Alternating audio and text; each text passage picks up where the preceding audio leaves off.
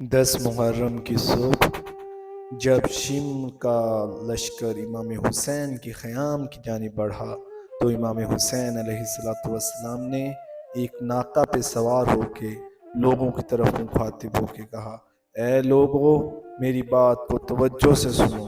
اور اس کے بعد حضرت امام حسین علیہ السلام نے حمد و ثناء الہی کو بیان کیا۔ حمد و ثناء الہی کے بعد محمد و اہل بیت محمد پہ درود و سلام بھیجا اور اس کے بعد خطبہ شروع کیا۔ راوی کہتا ہے کہ یہ خطبہ اس قدر فصیح و بلیغ تھا کہ اس سے پہلے کبھی اس نے ایسا خطبہ نہ سنا۔ آپ نے فرمایا اے لوگو، میرے خاندان کا خیال کرو، میں کون ہوں؟ پھر اپنے اپنے دل سے پوچھو اور غور کرو، میرا قتل کرنا، میری حد تک حرمت کرنا کیا تم لوگوں کے لیے حلال ہے؟ کیا میں تمہارے نبی کا نواسا نہیں ہوں؟ کیا میں ان کے وصی اور ان کے ام کا فرزند نہیں ہوں جو کہ خدا پر سب سے پہلے ایمان لائے اور خدا کے پاس سے اس کا رسول جو احکام لے کر آیا انہوں نے اس کی تصدیق کی؟ کیا سید الشہداء حضرت حمزہ میرے والد کے چچا نہیں ہیں؟ کیا جعفر طیار میرے چچا نہیں ہیں؟ کیا تم میں سے کسی نے یہ نہیں سنا کہ رسول اکرم صلی اللہ علیہ وسلم نے میرے اور میرے بھائی کی نسبت یہ فرمایا کہ یہ دونوں جوانان اہل بہشت کے سردار ہیں؟ جو کچھ میں تم سے کہہ رہا ہوں یہ حق بات ہے، اگر تم میری تصدیق کرو گے سن لو، واللہ جب سے مجھے اس بات کا علم ہوا ہے جھوٹ بولنے والے سے خدا بیزار ہوتا ہے اور جھوٹ بنانے والے کو اس کے جھوٹ سے ضرر پہنچتا ہے، میں نے کبھی جھوٹ نہیں بولا۔ اگر تم مجھ کو جھوٹا سمجھتے ہو تو سنو، تم میں سے ایسے لوگ موجود ہیں، ان سے تم پوچھو تو وہ تمہیں بیان کریں گے۔ جابر بن عبداللہ انصاری یا ابو سعید خدری یا سہیل ابن سعد سعدی یا زید ابن ارقم یا انس ابن مالک، ان سے پوچھ کر دیکھو، یہ لوگ تم سے بیان کریں گے کہ انہوں نے میرے اور میرے بھائی کی نسبت رسول اکرم صلی اللہ علیہ وسلم کو یہی کہتے سنا ہے۔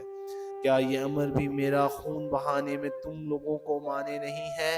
میں ان لوگوں سے کہا، تمہیں اس بات میں اگر شک ہے تو کیا اس امر میں بھی شک ہے کہ میں تمہارے نبی کا نواسا ہوں؟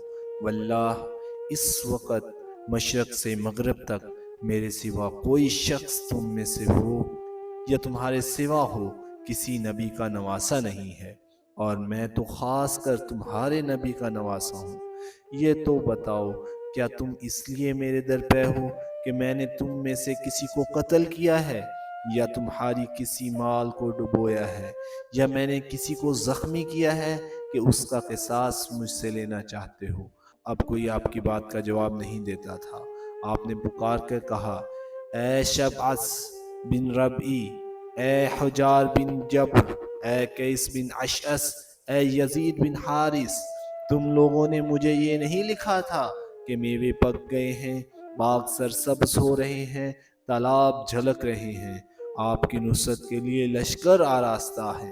ان لوگوں نے جواب دیا، ہم نے نہیں لکھا تھا۔ آپ نے کہا، واللہ تم نے لکھا تھا۔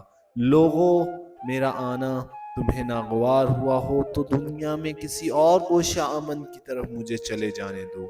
قیس ابن اشعث نے کہا، آپ اپنے قرابت داروں کے حکم پر کیوں نہیں سر جھکا دیتے؟ یہ سب آپ سے اسی طرح پیش آئیں گے جیسے آپ چاہتے ہیں، ان کی طرف سے کوئی امر آپ کے لیے ناگوار اور خیز نہیں آئے گا۔ آپ نے جواب دیا، آخر تو محمد بن اشعث کا بھائی ہے، اب تو یہ چاہتا ہے کہ مسلم ابن عقیل کے خون سے بڑھ کر بنی ہاشم کو تجھ سے مطالبہ ہو؟ واللہ میں ذلت کے ساتھ ان لوگوں کے ہاتھ میں ہاتھ نہیں دینے والا، نہ غلاموں کی طرح اطاعت کا اقرار کرنے والا ہوں۔ اس کے بعد آپ نے فرمایا، اے بندگان خدا، میں اپنے اور تمہارے پروردگار سے پناہ مانگتا ہوں اس بات سے کہ تم مجھے سنگسار کرو، میں اپنے اور تمہارے پروردگار سے پناہ مانگتا ہوں ہر ایسے ظلم سے جو روز حساب پر ایمان